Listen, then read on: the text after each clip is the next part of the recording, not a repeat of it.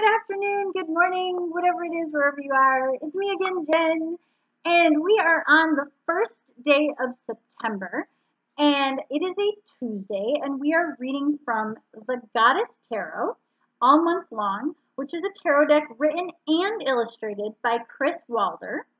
I am Wilder. Please forgive my pronunciation of names. So this deck is going to be very goddess-centric and very girl-centric. So the guys that are watching, my apologies. You're getting a little left out in the cold this time. But anyway, let's see what our first card for the month of September is going to be. Oh, what a great one to start with. Okay, we are starting a non-traditional deck with a card about tradition. So Juno is the card, and yes, she is a Roman goddess.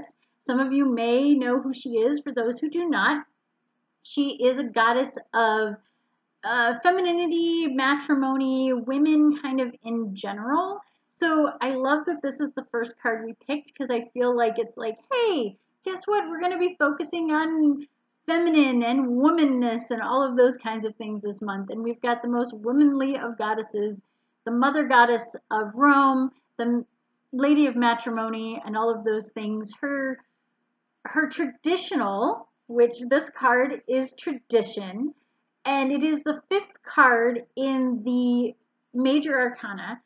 And in the major arcana in a traditional deck, I'll totally write that out, in a traditional deck is the Hierophant. So the Hierophant typically represents the traditions of life, the steps you have to take, almost dogmatic in a way, where it's not the spirituality and the soul of religion as much as it is the steps you take and the processes and the systems that are in place and the rituals that you do and the rites and practice. So again, going back to Juno, she really does represent tradition in the sense of marriage and matrimony, because she is very much a goddess of that. But she's also a goddess of things that are traditionally female. So birth and death and marriage and also the home and things like that. She is very much a woman-centric goddess. This is not a goddess of like the hunt or a goddess of the moon. This is a goddess of women. So for women, by women, about women, that kind of thing. And Juno has kind of two holidays that are represented, where she is represented. One of them is in, I want to say mid-March, and it is her festival day, in which there's kind of a big matrimonial kind of thing, and there's a feast for her and all those kinds of things. But I would imagine most of you are more familiar with Juno and matrimony in the sense of the month of June. June's moon is the honeymoon. It is, you know, they say it is best luck to get married in the month of June. And I will say I was not married in the month of June. So, you know, we'll see, take what you will of that. But June is meant for her month. It is named kind of for her in a sense. And I'm sure some people will argue that, no, it's not. No, it's not. It's this and that. Well, this is what we're talking about today. So take it as you will. So typically the Hierophant card, yes, does have to deal with traditions and the dogma of it and those kinds of things. I want to kind of look at it in the sense of, with Juno, what that represents for women. So as a woman, you're going to be looking at things that are like, hey, I have children and I get married and I do these kinds of steps in life. And these are kind of the processes natural to women. So you are born, you grow into womanhood, you have your first menstrual cycles, and that's a ritual, that's a rite of passage. You have a child, and that's a rite of passage. You get married, and that is a rite of passage. You kind of have your first grandchild is also a rite of passage. So with those things, think about what that means to you. What are some of those traditional steps that have happened in your life, and what do they mean, and how do you feel about them? That's going to be kind of the energy that comes off this card. If you look at tradition and you look at those steps that happen in life and go, yes, those were major landmarks in my life. It meant something to have my first period. It meant something to have my first child. It meant something to get married and keep a home and all of those things. If those things were really meaningful to you in a positive way, Juno kind of is a blessing card for you. It's a card of like reaffirmation of being on the right track and being in the right step of life. If you have kind of a negative feeling on those things, Juno is going to come off more as like, I'm going to throw the shackles off on this. I don't have to have children to be a woman. I don't have to, be experiencing my menstrual cycle to feel womanly and be those kinds of things. I don't have to get married as part of my traditional role as a woman in society.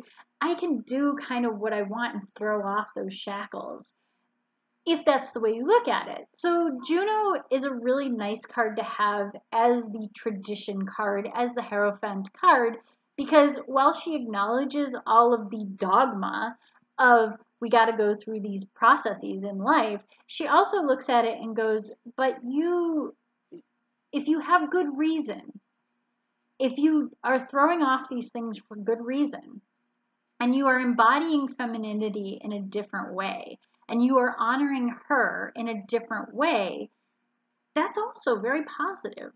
That can be really empowering to honor Juno as also a woman who knows her place kind of in that hierarchy of things and knows how to use it to her will. So if you look at Juno as a queen and a powerhouse in her own right, with or without the marriage behind it, that's amazing too, because it's like, this is a woman who has power and knows her place in power and can find that energy and imbue it upon the younger generations. Because as we reach this point, truly, she is not going to be a young and frivolous energy. She is an energy of, I worked hard for this, and I have created these things in my life that are my traditions. So they may not be traditional, they are her traditions, and she's going to pass those on. So think today, as we go into a new month, what traditions go into your day-to-day practice? What rituals go into your day-to-day practice? How do you get up in the morning? What is something that you do on the daily? You get up, you brush your teeth, you take a shower, those kinds of things. But also you get up, you go to work, you come home, you make dinner. Those are kind of all traditional things to do as well. And make those things important. Give a moment of honoring to those kinds of things.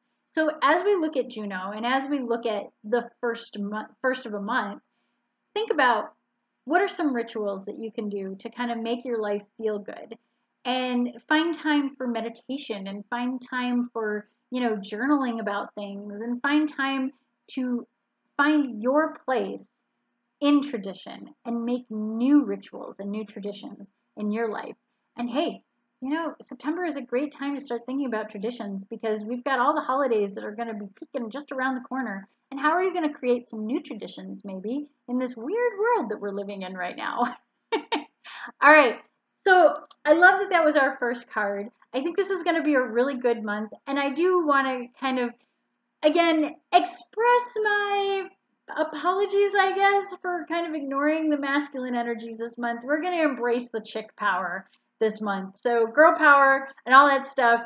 And let's just go into September really like blowing the doors off this and having some girl power days. So happy full moon as well. And happy September. And as always, take a look in the link below, in the description below, for the links to Discord channels, websites, things like that, that can lead you to more exciting things that we are doing with the tarot. As always, check out all of the other stuff that we've done in Daily Tarot, and I will see you guys tomorrow. Bye!